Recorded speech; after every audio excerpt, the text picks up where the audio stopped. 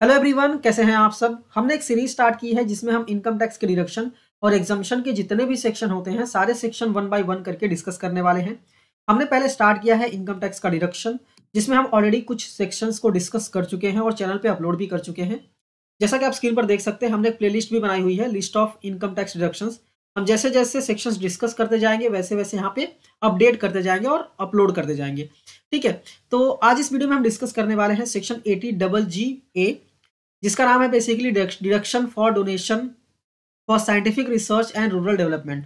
तो डिटेल में डिस्कस करेंगे इस सेक्शन को। वीडियो को स्टार्ट करें इससे पहले अगर आप चैनल पे नए हैं, चैनल को सब्सक्राइब कीजिए और बेल आइकन प्रेस करना मत भूलिएगा। तो आइए वीडियो को स्टार्ट करते हैं। पहला सवाल ये आता है कि सेक्शन 80GA होता क्या है। तो ये सेक्शन हमको इनकम टैक्स में डिडक्शन प्रोवाइड करता है अगर हम डोनेशन करते हैं। डोनेशन किस लिए? साइंटिफिक रिसर्च और रूरल डेवलपमेंट के लिए अगर हम डोनेशन करते हैं तो उसका डिडक्शन हमको मिलता है सेक्शन 80GA में। ठीक है, यहाँ पे ध्यान देने वाली बात यह है कि वो एसएससीज जिनका इनकम होता है बिजनेस या फिर प्रोफेशन से, उनको ये डिडक्शंस अलाउड नहीं है। और एक और इम्पॉर्टेंट बात यह है कि यहाँ पे अगर आप आईटीआर फाइल कर रहे हैं और फाइल करते वक्त आप न्यू टैक्स रिजिम को ऑप्ट कर रहे हैं तो न्यू टैक्स रिजिम में ये सेक्शन अलाउड नहीं है। ठीक है, तो अगर आप ओल्ड टैक्स रिजिम में फाइल करेंगे तो ही ये सेक्शन का बेनिफिट आप ले पाएंगे अगर आपने डोनेशन किया है साइंटिफिक रिसर्च या फिर रूरल डेवलपमेंट के लिए। ठीक है, नेक्स्ट सवाल ये आता है कि मोड ऑफ पेमेंट क्या होना चाहिए। तो mode of payment basically other than cash होना चाहिए। ठीक है, और काइंड में भी नहीं होना चाहिए। जैसे आप अगर डोनेशन कर रहे हैं तो आप चेक से डोनेशन कीजिए या फिर ड्राफ्ट से डोनेशन कीजिए। अभी तो ऑनलाइन ट्रांसफर वगैरह आ गया है, तो अगर आप ऑनलाइन करते हैं ना, बैंकिंग चैनल के थ्रू करते हैं तो कोई दिक्कत नहीं है। आप कैश में भी कर सकते हैं, बस कैश में मैक्सिमम 2000 ही अलाउड है। मतलब डोनेशन आप कितना भी कर दीजिए, कोई दिक्कत नहीं है, बट डिडक्शन आपको मैक्सिमम 2000 का ही मिलेगा। ठीक है, उससे ज़्यादा डिडक्शन आपको नहीं मिलेगा।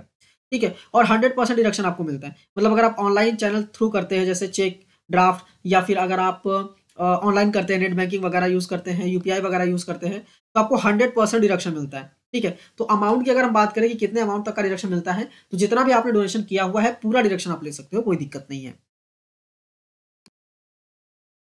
नेक्स्ट सबसे इंपॉर्टेंट पॉइंट ये आता है कि हम डोनेशन तो कर देंगे, लेकिन डोनेशन करना कहाँ पे है जिससे कि हमको ये सेक्शन में डिडक्शन मिले। ठीक है, डिडक्शन तो 100% मिलेगा, कोई दिक्कत नहीं है, जितना आपने डोनेट किया उतना पूरा मिल जाएगा। बट डोनेशन करना कहाँ पे है? ठीक है, तो यहाँ पे कुछ पॉइंट्स दिए हुए हैं, जैसे कि अगर आप साइंटिफिक रिसर्च के लिए कर रहे हैं। साइंटिफिक रिसर्च मतलब अगर कोई गवर्नमेंट अप्रूव्ड रिसर्च एसोसिएशन है जो कि साइंटिफिक रिसर्च करती है, अगर वहाँ पे डोनेशन करेंगे तो ठीक है, अच्छी बात है, आप डिरेक्शन ले सकते हैं। या फिर आप किसी यूनिवर्सिटी, कॉलेज या फिर अदर इंस्टीट्यूशन में कीजिए जो कि साइंटिफिक रिसर्च के लिए अप्रूव्ड है, वहाँ पर डोनेशन करेंगे तो आप ले सकते हैं डिरेक्शन। रूरल डेवलपमेंट की बात करें तो अगर आप कंट्रीब्यूशन करते हैं टू अप्रूव्ड इंस्टीट्यूशन या फिर एसोसिएशन जो कि इन्वॉल्व है ट्रेनिंग प्रोग्राम करा, मतलब कोई ऐसा इंस्टीट्यूशन जो है जो ट्रेनिंग प्रोग्राम कराती है रूरल डेवलपमेंट के लिए, या फिर कोई स्टैटिस्टिकल या फिर social science research related to rural development होता है, या फिर कोई स्कीम है या फिर प्रोजेक्ट है जो कि अप्रूव्ड है सेक्शन 35AC, जो कि फुल्ली फोकस करता है रूरल डेवलपमेंट प्रोग्राम पे, यहाँ डोनेशन करते हैं तो फिर आप डिडक्शन ले सकते हैं। नेक्स्ट पॉइंट बोलता है नेशनल फंड्स। अगर आप नेशनल फंड्स में भी डोनेशन करते हैं, जैसे कि national fund for scientific research, national fund for rural development, ठीक है, फिर नेशनल एफोरेस्टेशन फंड में, अगर आप ऐसा इन सब में डोनेशन करते हैं तो आपको बेसिकली यहाँ पे डिरेक्शन मिल जाता है सेक्शन 80GA में।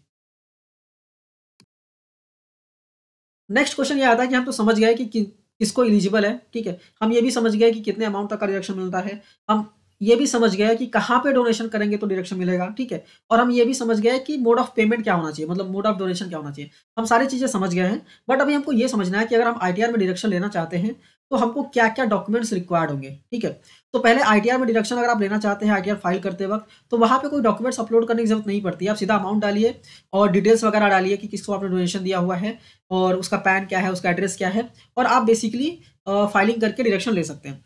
But by any chance future में कोई क्वेरी वगैरह आती है या फिर कोई ऑब्जर्वेशन आता है तो ये सारी चीज़ें आपके पास होनी बहुत ज़रूरी है। पहला, डोनेशन की रिसिप्ट होनी बहुत ज़रूरी है। जब भी आप डोनेट करते हैं तो उनसे एक्नॉलेजमेंट या फिर रिसिप्ट मांग लें, जिसमें आपका नाम लिखा होना चाहिए, जिसमें इंस्टीट्यूशन का नाम लिखा होना चाहिए, इंस्टीट्यूशन के पूरे डिटेल्स होने चाहिए, कितना अमाउंट का डोनेशन दिया आपने, वो सारी चीज़ें डोनेशन की रिसिप्ट में होना चाहिए।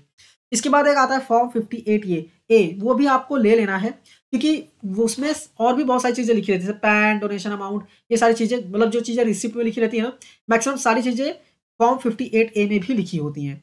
58A में बेसिकली ये भी बताया जाता है कि कौन सा प्रोग्राम है, कौन सा प्रोजेक्ट है जहाँ पे डोनेशन गया हुआ है, ठीक है। बहुत सारी चीज़ें मतलब पूरा डिटेल चीज़ें जो हैं वो लिखी होती हैं फॉर्म 58A पे।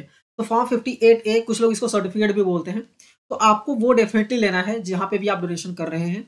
मुझसे डेफिनेटली आप मांग लीजिएगा कि मुझे फॉर्म 58A भी चाहिए, ताकि फ्यूचर में जब आप डिडक्शन लें तो फ्यूचर में कोई क्वेरी आए या फिर कोई ऑब्जर्वेशन आए तो आप फॉर्म 58A उनको दिखा सकें, ठीक है।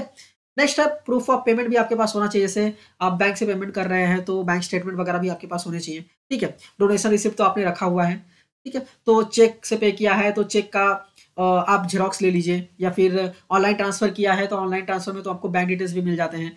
बैंक डिटेल्स में बेसिकली चेक और ड्राफ्ट के भी डिटेल्स मिल जाते हैं, क्योंकि ऑनलाइन सीधा बैंक से पेमेंट हो रहा है। तो बैंक स्टेटमेंट एक अच्छा प्रूफ है, अदर प्रूफ, जिससे को आप दिखा के बोल सकते हैं कि आपने डोनेशन किया हुआ है, ठीक है। तो उम्मीद करता हूँ ये सेक्शन प्रॉपर्ली आपको समझ में आ गया होगा।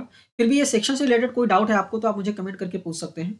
ये वीडियो अगर अच्छी लगी तो इस वीडियो को लाइक कीजिए, अपने दोस्तों के साथ भी शेयर कीजिए, क्योंकि हम सारे डिडक्शंस के सेक्शन 1 बाय 1 करके डिस्कस करने वाले हैं और चैनल पे अपलोड करने वाले हैं। इवन जो एग्जाम्पशन वाले सेक्शंस होते हैं, एग्जाम अलाउंसेस वाले सेक्शंस होते हैं, सारे सेक्शन 1 बाय 1 करके डिस्कस करने वाले हैं, ठीक है।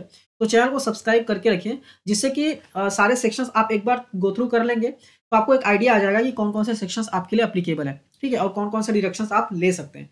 ये एक अच्छा सा आइडिया आपको आ जाएगा, सो दैट आईटीआर फाइलिंग करते टाइम आपको एक क्लियर माइंड रहेगा कि मुझे क्या क्या डिडक्शन लेना है और मुझे कितना टैक्स मेरा कितना टैक्स सेव हो सकता है, ठीक है।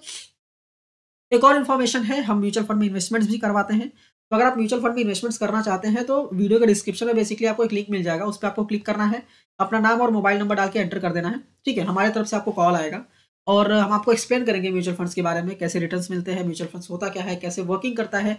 इसके बाद हम आपका इन्वेस्टमेंट स्टार्ट करके भी देंगे, ठीक है।